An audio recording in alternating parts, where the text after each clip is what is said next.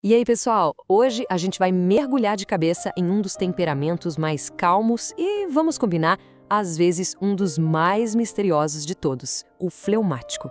Se em algum momento você já se viu tentando decifrar o silêncio de alguém, sentindo que tinha algo ali que não conseguia acessar, bom, essa nossa conversa de hoje vai com certeza iluminar esse caminho.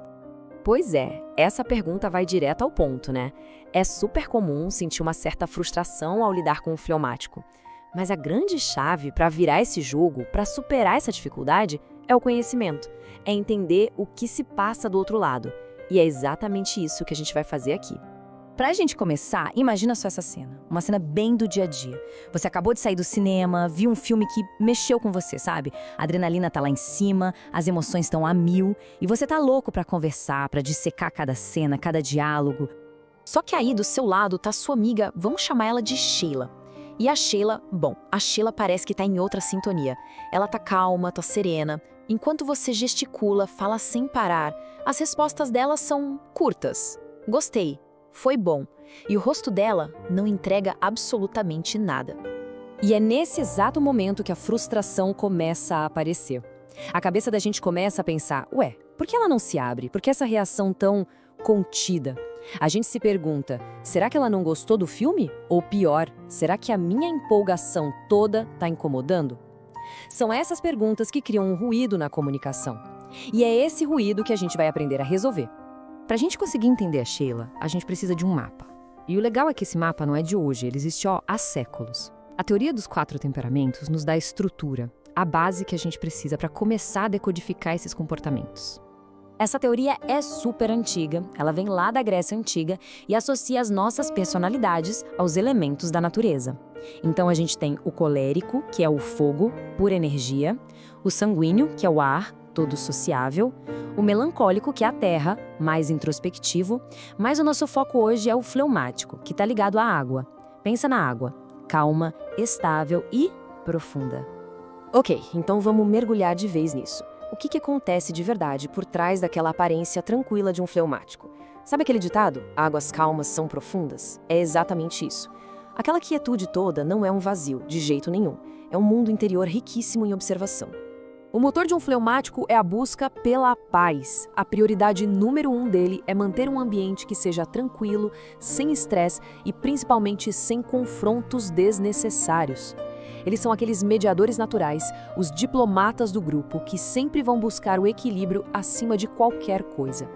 E agora olha que coisa interessante nesse quadro. Os pontos fortes e os desafios são basicamente dois lados da mesma moeda. A paciência enorme que faz deles pessoas super confiáveis é a mesma que pode levar à procrastinação. A diplomacia, que é ótima para evitar brigas, também pode fazer com que eles evitem aquelas conversas difíceis que às vezes são super necessárias, né? Essa frase aqui nossa, ela é perfeita. Pensa na água. Ela não tem forma própria. Ela assume a forma do copo, da garrafa, do rio. O fleumático é muito parecido. Ele é altamente influenciado pelo ambiente. Sem uma estrutura clara, seja de pais que dão direção, um líder firme no trabalho ou até uma rotina bem estável, eles podem se sentir meio perdidos, sem um rumo. O ambiente é o que dá forma para essa natureza fluida deles. Então, voltando para nossa amiga Sheila no cinema, aquele silêncio dela que a gente pode confundir com desinteresse, na verdade é um baita processamento interno. Eles estão ali quietinhos, mas a mente está a mil. Estão observando tudo, analisando, sentindo, só que eles fazem isso no tempo deles, no espaço interior deles, bem longe dos holofotes. Beleza, a gente já entendeu a teoria, mas e agora? Como é que a gente pega todo esse conhecimento e aplica na vida real? Vamos ver como transformar isso em pontes, em conexão. Porque no final das contas, é a prática que realmente muda os nossos relacionamentos para melhor. Olha, a fórmula está aqui, é bem direta. Um fleumático não se abre quando se sente pressionado, pelo contrário, ele se fecha ainda mais. Para que eles se sintam à vontade para compartilhar o que pensam e sentem, o ambiente precisa ser seguro, precisa ter paciência e um senso de colaboração. E o mais importante, a calma deles não é um defeito, gente. É um superpoder, é a estabilidade que eles trazem para o mundo. E esses princípios valem para tudo. No amor, é fundamental entender que a paixão deles é mais como uma brasa constante do que uma explosão de fogos. No trabalho, eles são a rocha da equipe, aqueles em quem a gente sempre pode confiar. E na hora de educar uma criança fleumática, a grande chave é dar a ela a estrutura e a previsibilidade que ela precisa para florescer e se sentir segura. E agora a gente chega na parte que, para mim, é a virada de chave, a parte mais profunda de toda essa análise. Depois de aprender tanto sobre como entender o outro, a jornada se volta para dentro. O ponto crucial é esse. Essa frase tem uma história bem interessante por trás.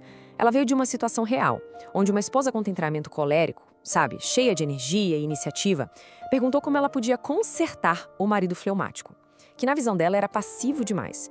E a resposta que ela ouviu foi essa, simples e direta. Primeiro, olhe para si. A verdadeira mágica, a verdadeira mudança, não acontece quando a gente tenta moldar o outro para ser do nosso jeito. Acontece quando a gente começa a moderar os excessos do nosso próprio temperamento. A impaciência do colérico, a inconstância do sanguíneo, o nosso crescimento pessoal é o que, no fim das contas, melhora a dinâmica de qualquer relacionamento. E é com essa reflexão que a gente encerra. A busca por compreender o fleumático acaba nos levando para uma jornada totalmente inesperada, uma jornada de autoconhecimento. E fica a pergunta no ar. E se a chave para se conectar de verdade com os outros for, antes de qualquer coisa, se conectar de verdade consigo mesmo? Se essa mensagem falou ao seu coração, compartilhe com amor, se inscreva e deixe seu like. Assim, juntos, levamos o consolo da palavra a quem mais precisa.